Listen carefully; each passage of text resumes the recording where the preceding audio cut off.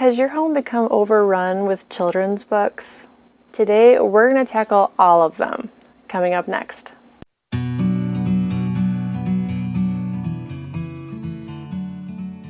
So, I love books, and as a parent who loves books, my hope is that my children will love books. Because of this, we just over the years have acquired a ton of them. You'd think that this would work out in our favor, but actually what I've noticed happening is the more books we've accumulated, the less they seem to read for themselves, for fun.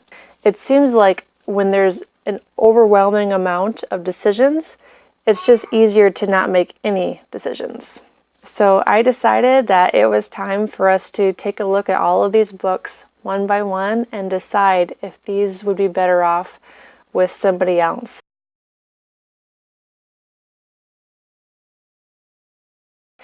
So the first thing that we did is I actually enlisted the help of my two girls, and they helped me gather up every single children's book in the whole house that they could find. And this is Sinbad. And he really wants attention. So the reason why I didn't just tackle this project all by myself, I just felt like it was important that my kids saw how big the pile was. One of my girls even mentioned, wow, look at all these books that we had. I didn't even realize that we had some of these books. Kind of sad when you have so many books. It's like you almost don't even realize what you have.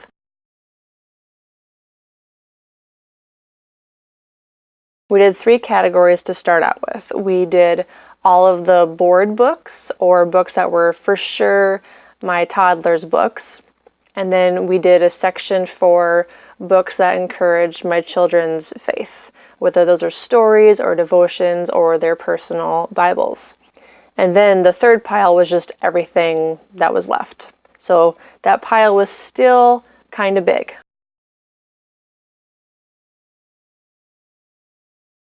I had the girls continue to help me pare down this pile into smaller categories until I felt like we had a little more breathing room and it wasn't quite so stressful to look at. And again, you don't even have to do this part if you would rather not. This is just something that we ended up doing. A few more categories I ended up adding to the mix were some Little House on the Prairie books. We had Dr. Seuss, we had Berenstain Bears, we had Disney books, and then we got into several books by the author Joy Berry.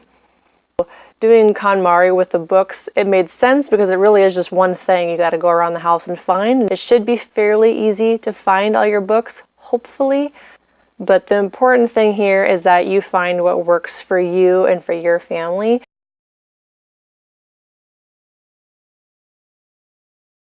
So just for a better frame of reference, my two girls that helped me are 8 years old and my oldest is almost 11.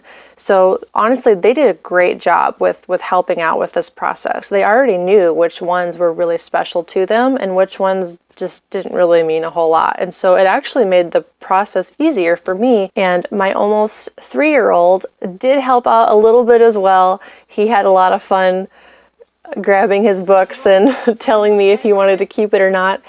Yeah. He kept all the books I handed to him, of course. But I think that just got him excited because he was able to participate in what we were doing. You're going to be picking up one book at a time, and you're just going to be making a decision for each book that you pick up. And you're going to do this as a team.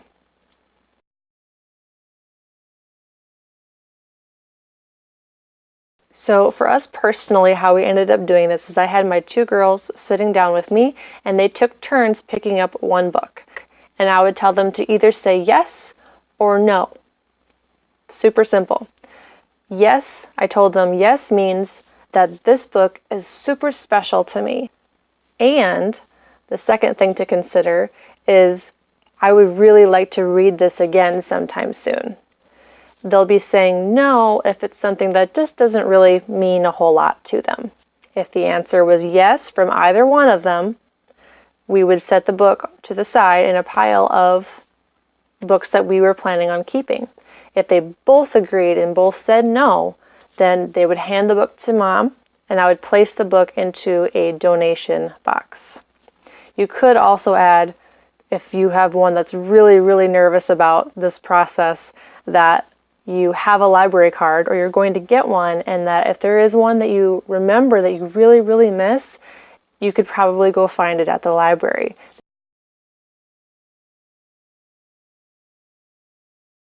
Now that you've gone through all of your books, you are going to help your kids put all of their favorite books away, but you want to make sure that you put the books away in a place where they enjoy pulling books out and actually reading them.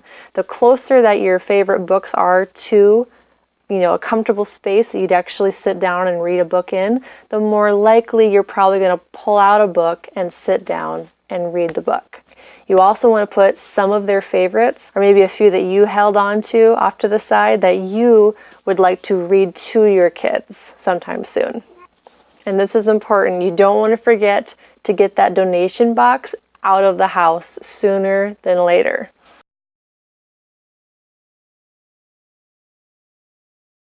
So once you've gone through all of these books, it's inevitable that you're going to come across a book or two that missed out on the great children's book purge. Take that book, you're going to bring it straight to your kids, and you're going to hold up and say yes or no. And more than likely, they're going to remember the process that you just did repeatedly with them, and they'll be able to tell you honestly yes or no.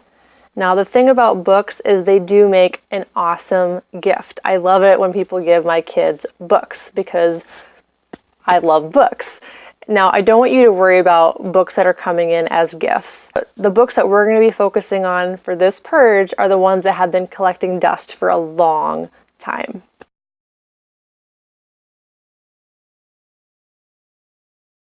Now, here is the best part and my challenge to you. You're going to have each of your kids pick out at least one, maybe two, possibly three of their absolute favorite books in that moment, and you're going to find a fun spot to snuggle up and get cozy, and you are going to go and read those books to your kids. You'd be surprised about what age range is actually totally cool with their parents reading books to them. Kids enjoy being close to their parents. They enjoy hearing their voice. It's comforting. Reading is such an amazing way to connect with people, and it can be a super special thing to experience between parents and children. I would highly recommend that you make this a priority in your family every single day.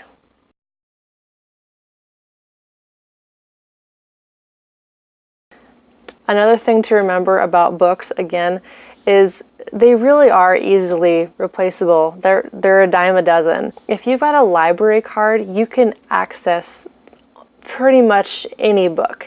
And if you don't know this, I'm pretty sure this is nationwide, at least in the US. If you go to a library and you need a specific book, you can actually request, if they don't carry it, to have them get it from a different library, and then they'll ship it there and hang on to it for you.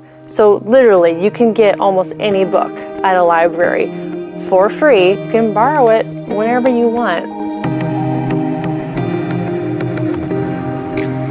Well, I hope you guys found this encouraging and will consider a children's book purge of your own. So be sure to comment below how this process goes for you, and we'll see you next time.